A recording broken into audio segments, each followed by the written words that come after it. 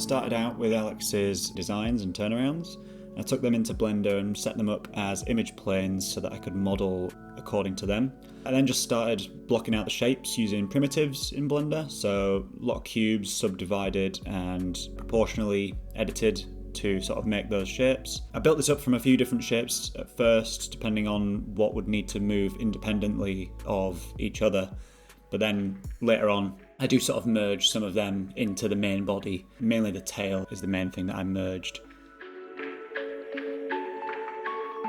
The fins down here, so they were made to be like separate objects again because they need to move much more independently. And when the body deforms, I found that it actually made it easier having them separate because I could move them, not just rotate them.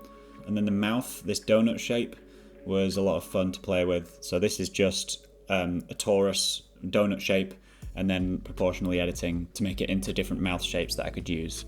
I then got started with a bit of the texturing, so I wanted to make sure that I was keeping that two-tone thing that Alex had designed, but I wanted to make sure that each side of it had a slightly different feel to it. So I wanted this kind of look that two colours of clay had kind of ended up a bit mixed in the middle and not perfectly sort of meshed.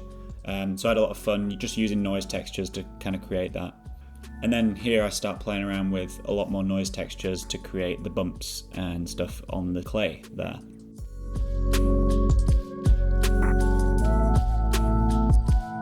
Then I bring in fingerprint textures and I started using that to drive the bump texture, and that creates a lot more depth for creating that stop motion style, which I was really happy with, and I'm really proud of how sort of tangible they feel.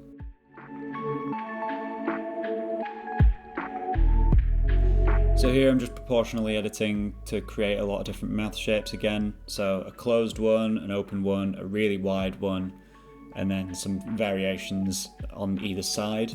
And that means that I could take all of those blend shapes and blend them with each other to create pretty much unlimited possibilities within those shapes. So I was really happy with the rig as it ended up with that for the mouth. The only thing on the rig that I've got that isn't sort of a traditional armature is those eyes. They are just targeted to be shrink wrapped to the nearest surface. So if I do go too far, they do end up on his skin instead of his eye. But for the most part, it's still usable. Then the eyelids, that was really fun. I created a lot of different blend shapes for the eyelids again. I was kind of hoping that I'd be able to just simply rotate a shape. But because his eyes aren't like perfectly rounded, I had to create quite a few different like sort of in-betweens for that blend shape to go between, which wasn't an issue, and it made it look a lot more stop motion because there was a bit more sort of inconsistency between each sort of position that it was on the eye, which I really liked in the end. And then here I'm merging the tail with the main body because I wanted that to be able to deform with it. And not have a visible seam. I wanted it just sort of flow straight into the tail. So I just merged a lot of vertices there, decimated a lot, and tried to make it as tidy as possible. So then the rig was again really easy because of how Alex had designed them. They were designed to be physical puppets, so I could just copy that pretty much exactly. I'm not personally very experienced with rigging. These are the first characters that I've rigged myself, and that's because they are simple. Otherwise I wouldn't really have wanted to tackle this myself. But the weight painting was the only time consuming part of that because I wanted them to be really smooth deformations so that you can't really tell that there's like seams anywhere. I wanted it to look as fluid and open as possible, as if it was clay. The main body is driving most of the articulation for the entire rig, so that was the most important to nail down, and then I could make sure that everything else spread out from there. But as you can see, I can move him quite a decent amount, and enough that I need for the purposes of this film. It was quite fun to be able to see how far I could push him at this point, before he started to break. So the facial rig was quite satisfying. I set that up as Bones so that I didn't have to leave the viewport to change his face, even though all of those are run by drivers elsewhere.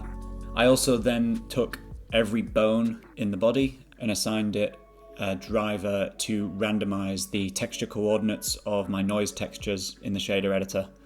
And that meant that if I moved that specific bone, it would move the texture within that vicinity as if that area had been touched, which was something that I was really, really proud of and worked really nicely to create that stop motion look.